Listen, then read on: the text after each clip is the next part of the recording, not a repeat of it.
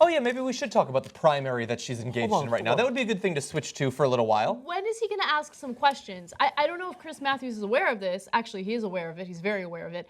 Listing all the different ways you agree with Hillary so she can elaborate on how much you guys agree on things is not the right format for a town hall. I know you love the fact that they chose Chris freaking Matthews to be the person who asks the questions to Hillary during this town hall is ridiculous. Yeah. I mean, come on. So far, it's been a perfect platform for her to talk about how awesome she is. She hasn't been challenged once. Okay, it's been, what, 15 minutes? She hasn't been challenged a single time. Well, you can't challenge her. He's too busy smiling and laughing. I gotta say, you're both totally wrong on this.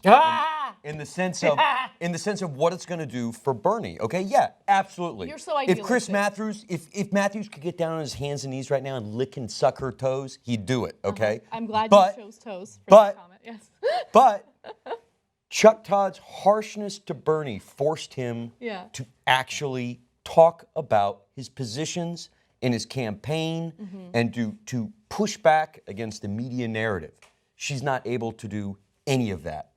And if you look at average Democratic primary voters, they're not going to go, fuck, man, I love Chris Matthews and Chuck Todd. They're not thinking that. No, they're I know. These guys are lying scumbags who work for the system, and there's Hillary laughing and having a good time and not talking about any of her positions at all. I think that there are things that play out subconsciously that we're not giving enough credit to, okay? If you are a voter who might not be the most informed, okay, because you're busy and you have things going on, you're not that focused on politics, you're going to watch this town hall and you're going to see Bernie constantly defending himself. You're going to see him, getting asked all these tough questions and being antagonized, and then you're going to see Hillary sitting there and, using flowery language about how peaceful and loving she is and how she's really going to represent you. Like, they're going to see that and they're going to be like, what's up with that? What's up with that older dude? He seems like he's really defensive. Yeah.